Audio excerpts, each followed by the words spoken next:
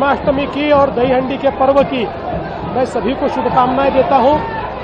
महाराष्ट्र में, मुंबई में बड़ी धूमधाम के साथ ये पर्व मनाया जा रहा है और चाहे कितनी बारिश आए तब भी यहाँ पर हमारे गोविंदाओं का उत्साह कम नहीं हो सकता। परिवर्तन हांडी यहाँ पर अपने बोले आने वाले स्थानीय निकाय चुनाव को लेकर लगता है परिवर्तन इसी प्रकार देखने को मिलेगा। देखिए, परिवर्तन तो होगा क्योंकि पाप की हंडी फूट चुकी है, अब नई हंडी लगने वाली है और उस हंडी का माखन ये समाज के सभी लोगों तक पहुंचाने का काम हम करेंगे। देखिए, प्रभु श्री कृष्ण का जन्मोत्सव है और उनको सबसे प्यारी थी उनकी गाय। और मैं तो ये समझती हूँ कि जो भी उन्होंने अपने जीवन काल में लीलाएं रची, चाहे वो उन्होंने सुदामा को गले लगाया, चाहे ग्वालों के साथ में वो घूमे, गाय चराई, हर एक उनके जीवन की वो चरित्र लीला हमें एक संदेश देती है। जब वो ग्वालों के साथ घूमते हैं, कृष्ण सुदामा जी को गले लगाते हैं, तो वो समाज से भेदभाव की भावना को मिटाते हैं, एक रूपता, एक समानता की भावना की बात वो करते हैं।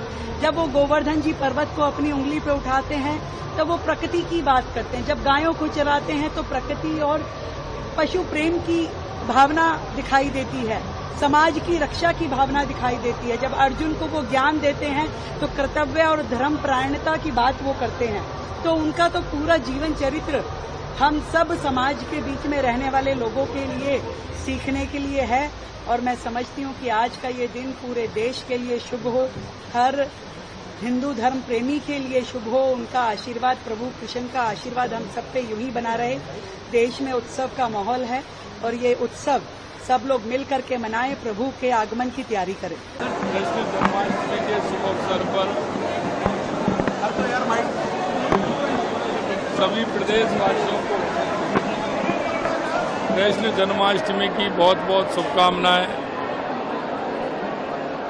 क्योंकि भगवान कृष्ण ने जिस तरह से गीता में संदेश दिया है,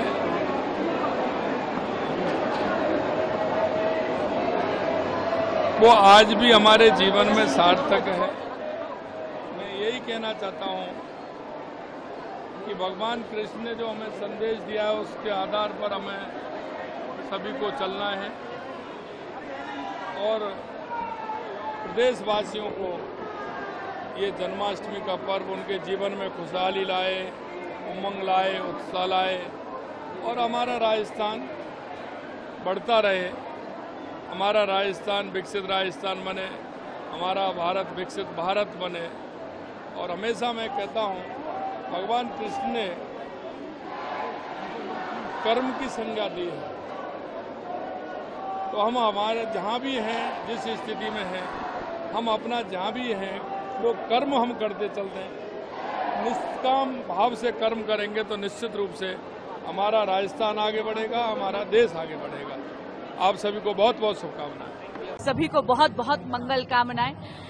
योगेश्वर कृष्ण का ये पर्व यही सिखाता है। अगर उनके जीवन दर्शन को देखें तो आज के युवा को यही कहना चाहूंगी, अगर उनके जीवन से एक सीख आप ले सकते हैं तो यही है कि विषम से विषम परिस्थिति में भी अपने कर्तव्यों से विमुख मत होइएगा।